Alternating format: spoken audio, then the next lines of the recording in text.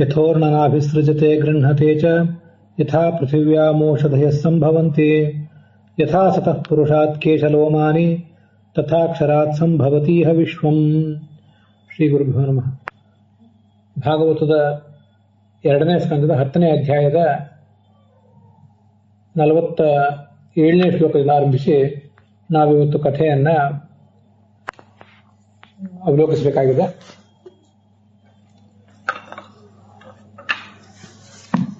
ಪರಿಮಾಣಂ ಚ ಕಾಲಸ್ಯ ಕಲ್ಪ ಲಕ್ಷಣ ವಿಗ್ರಹಂ ಯಥಾ ಪರಸ್ತಾದ್ ವ್ಯಾಖ್ಯಾಸ್ಯೆ ಪಾದ್ಮಂ ಕಲ್ಪಂ ಇಮಂ ಶೃಣು ಅಂತ ಈಗ ನಾವು 47ನೇ ಶ್ಲೋಕ ನೋಡಬೇಕಾದದ್ದು.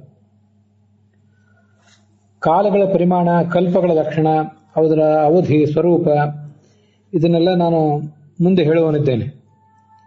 ಮೊದಲಿಗೆ ಪಾದ್ಮಕಲ್ಪದ ವಿಷಯವನ್ನು ನಾನು ನಿನಗೆ ಹೇಳುವನಿದ್ದೇನೆ ಕೇಳುವಂತ ಚತುರ್ಮುಖ ಬ್ರಹ್ಮನಿಗೆ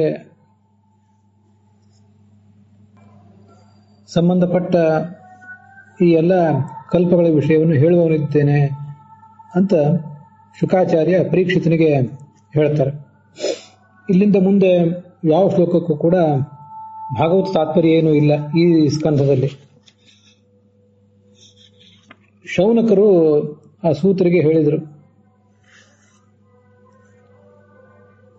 ಸೂತರೇ, ನೀವು ಹಿಂದೆ ವಿದುರ ತೀರ್ಥಯಾತ್ರೆ ಮಾಡಿದ ಅಂತ ಹೇಳಿದ್ರಿ, ಬಂಧುಗಳನ್ನ ಬಿಟ್ಟು ತೀರ್ಥಯಾತ್ರೆ ಮಾಡಿದ ಅಂತ ವರ್ಣನೆ ಮಾಡಿದ್ರಿ. ಅವನಿಗೆ ಕೌಶಾರವಿ ಅಂದ್ರೆ ಮೈತ್ರೇಯ, ಇವನ ಸಮಾಗಮ ಎಲ್ಲಿ ಆಯಿತು? ಅವರಿಬ್ಬರ ನಡುವೆ ಈ ಅಧ್ಯಾತ್ಮದ ಕುರಿತಾದ ಒಂದು ಸಂವಾದ ಎಲ್ಲಿ ನಡೀತು?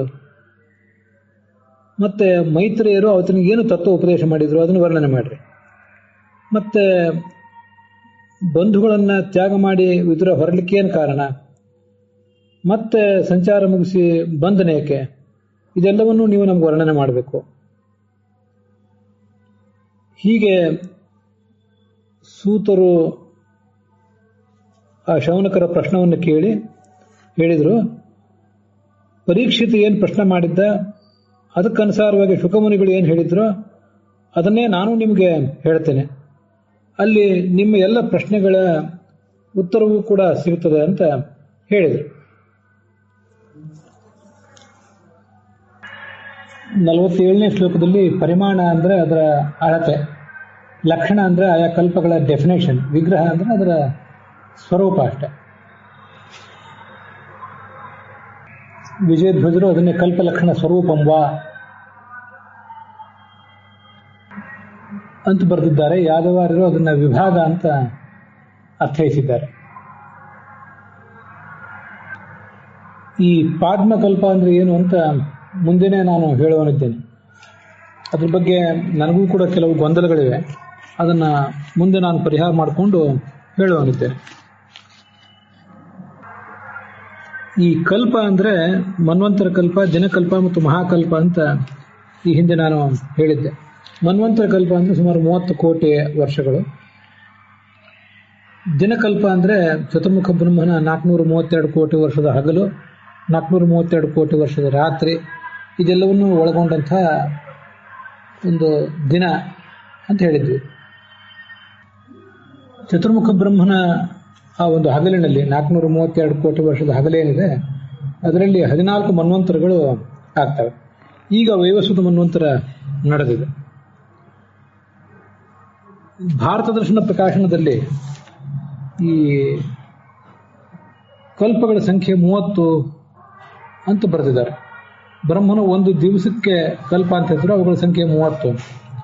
ಶ್ವೇತ, ನೀರಲೋಹಿತ, ವಾಸುದೇವ, ರಥಂತರ, ರೌರವ, ಪ್ರಾಣ, ಬೃಹತ್, ಕಂದರ್ಪ, ಸದ್ಯ, ಈಶಾನ, ವ್ಯಾನ, ಸಾರಸ್ವತ, ಉದಾನ, ಕಾರುಡ, ಕೌರ್ಮ, ನಾರಸಿಂಹ, ಸಮಾನ, ಆಗ್ನೇಯ, ಸೋಮ, ಮಾನವ, ತತ್ಪುರುಷ, ವೈಕುಂಠ, ಲಕ್ಷ್ಮೀ, ಸಾವಿತ್ರಿ, ಘೋರ, ವಾರಾಹ ಅಂದ್ರೆ ಈಗಿನ ಶ್ವೇತವರಾಹ ಕಲ್ಪ, ಮತ್ತೆ ವೈರಾಜ, ಗೌರಿ, ಮಾಹೇಶ್ವರ ಮತ್ತು ಪಿತೃಕಲ್ಪ ಅಂತ ಈಗ ಬರೆದಿದ್ದಾರೆ.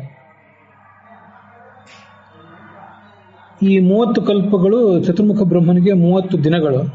ಅವುಗಳಲ್ಲಿ ಕೌರ್ಮ ಕಲ್ಪ ಅಂತ ಏನು ಬಂದಿದೆ ಅದು ಚತುರ್ಮುಖ ಬ್ರಹ್ಮನಿಗೆ ಒಂದು ಹುಣ್ಣಿಮೆ. ಪಿತೃಕಲ್ಪ ಅಂದ್ರೆ ಅದು ಅಮಾವಾಸ್ಯೆ. ಈಗ ಏನು ಶ್ವೇತವರಾಹ ಕಲ್ಪ ನಡೆದಿದೆ ಅದು ಚತುರ್ಮುಖ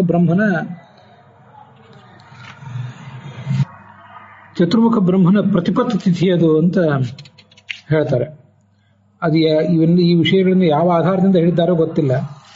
ಮತ್ತೆ ಈ 26ನೇ ವಾರಾಹ ಈಗಿನ ಶ್ವೇತವರಾಹ ಕಲ್ಪ ಅನ್ನೋದು ಆ ಚತುರ್ಮುಖ ಬ್ರಹ್ಮನಿಗೆ ಪ್ರತಿಪತ್ತ ತಿಥಿ ಹೇಗೆ ಇದು ವಿಚಾರ ಮಾಡ್ಬೇಕು ನಾವು. ಕೌರ್ಮ 15ನೇದು ಅದು ಹುಣ್ಣಿಮೆ ಅಂತ ಆದ್ರೆ ಅದಕ್ಕಿಂತ ಮುಂಚಿನ ಶ್ವೇತಕಲ್ಪ ಅನ್ನೋದು ಪ್ರತಿಪತ್ತ ತಿಥಿ ಆಗಿರ್ತದೆ. ಅದಾದ ಮೇಲೆ ಅದು ಶುಕ್ಲ ಪಕ್ಷ, ಶ್ವೇತದಿಂದ ಆರಂಭಿಸಿ ಕೌರ್ಮದವರೆಗೆ ಶುಕ್ಲ ಪಕ್ಷ. ಮುಂದೆ 16ನೇ ನಾರಸಿಂಹ ಅನ್ನೋದು ಪ್ರತಿಪತ್ತ ಆಗಬೇಕು. ಅದಾದ್ಮೇಲೆ ಪಿತೃಕಲ್ಪ ಬರ್ತದೆ, ಅದು ಅಮಾವಾಸ್ಯೆ ಕೊನೆಯದ್ದು 30ನೇದ್ದು. ಈ 26ನೇ ಶ್ವೇತ ವರಾಹಕಲ್ಪ ಅಥವಾ ವಾರಾಹಕಲ್ಪ ಅನ್ನೋದು ಚತುರ್ಮುಖ ಬ್ರಹ್ಮನಿಗೆ ಕೃಷ್ಣ ಪಕ್ಷದ ಏಕಾದಶಿ ಆಗಬೇಕು. ಇದು ನಾವು ಹೇಗೆ ಅನುವಾದ ಮಾಡಿದ್ದಾರೋ ನನಗೆ ಗೊತ್ತಿಲ್ಲ, ಮತ್ತೆ ಈ ಮಾಹಿತಿಯನ್ನು ಕೂಡ ಎಲ್ಲಿಂದ ತಗೊಂಡಿದ್ದಾರೋ ಅಂತ ಗೊತ್ತಿಲ್ಲ. ಅಂತೂ ಈ ಒಂದು ವಿಷಯ ಬಂದದ್ದನ್ನ ತಮ್ಮೆದುರಿಗೆ ಹೇಳಿದ್ದೇನಷ್ಟೆ. ಅದರೊಂದಿಗೆ ಇವತ್ತಿನ ಈ ಭಾಗ ಸಮಾಪ್ತ ಆಗಿದೆ. 2ನೇ ಸ್ಕಂದವೂ ಕೂಡ ಸಮಾಪ್ತ ಆಗಿದೆ. ಹುಸಿಯ ನಾಡಿ ಹೊಟ್ಟೆ ಹೊರವೆ ವಿಷಯದಲ್ಲಿ ರಸಕನೆಂದು ಹುಸಿಗೆ ಹಾಕಿದರು ಎಂದು ಶ್ರೀಕೇಶನೇ ಈಶನಿನ್ನ ಚರಣ ಭಜನೆ ಆಸೆಯಿಂದ ಮಾಡುವ ದೋಷ ರಾಶಿ ನಾಶ ಮಾಡು ಶ್ರೀಶಕೇಶವ. ಶ್ರೀಕೃಷ್ಣಾರ್ಪಣ ಮಸ್ತು.